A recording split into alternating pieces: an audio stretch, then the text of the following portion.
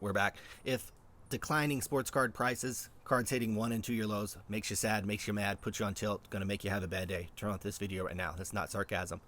Just being real with you. Let's take a look at the Goldin auction that happened last night. Ken, can you adopt me? I get that a lot, especially when I'm breaking 50,000 boxes. $50,000 boxes. I think there's a nice, it sounds good, Nikki Goldin. There you go. And we're not going to be cherry picking cards. Literally went to the website, picked the 3 biggest cards that were in the auction, and then we'll look at 2 other ones. And all of these cards are at 1 or 2 year lows. Let's start with Luka Doncic, a lot of you guys' favorite player out there. Hopefully he's slimmed down this year, but his card prices have certainly slimmed down a lot. This one sold for $222,000. It is off nearly $125,000 from the highs earlier this year. This card hit a 1-year low. BGS 9.5, 10 auto on this one. Absolutely tanking in value. Hey, Luka's a great player, but as we've seen the Mavericks, what's up with Mark Cuban? Why is he such a cheap owner?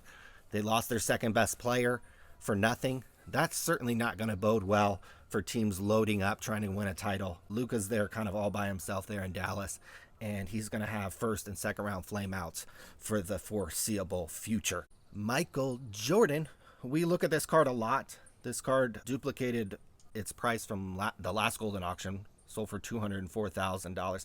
The funny thing about this card, there might be some, what does my guy over at AIH Sports say? He says there's some hanky-panky. But if you look at the shenanigans, hanky-panky, whatever you want to call it, in the secondary market, that was blatantly ridiculous with all of the shill bidding. Well, there might be some hanky-panky going on with this Michael Jordan PSA 10 cards, because these things kind of get bid up to, and this happened in the last 2 auctions, these things get bid up to $204,000 with like a week left in the auction, and then there's no more bids, no more extended bidding. So we don't know what's really happening here. There's probably only one person or some shilling or some shady stuff going on here with this card. But again, it's hitting a 1-year low again on the PSA 10 Michael Jordan. Will be interesting to see what happens with these post-national.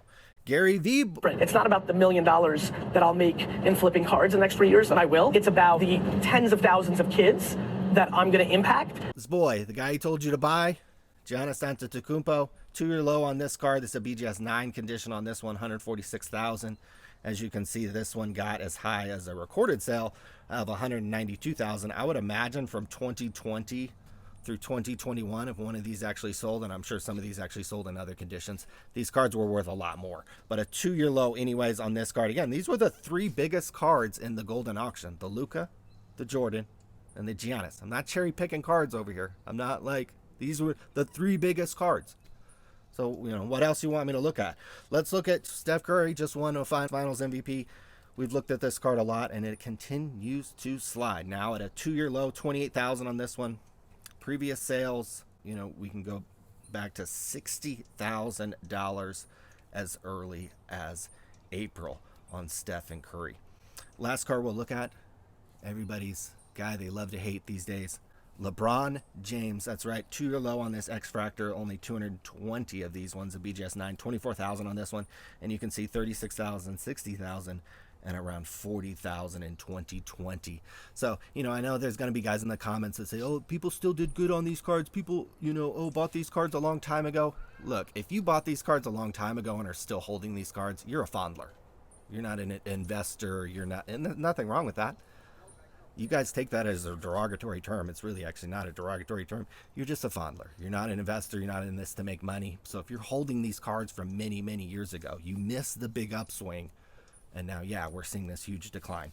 So these 5 NBA cards have took a huge slide in value as we're just about 2.5 weeks out from the National. What's going to happen?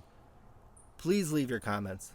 I'm sure you guys will have all your hopes and dreams realized soon, as the market will somehow be uplifted and new money will flow into the sports card market. Tell me how that's going to happen, and maybe Will Grier will be as good investment as Kyler Murray someday. I think that Will Grier right now is about 4 times better of an investment than Kyler Murray.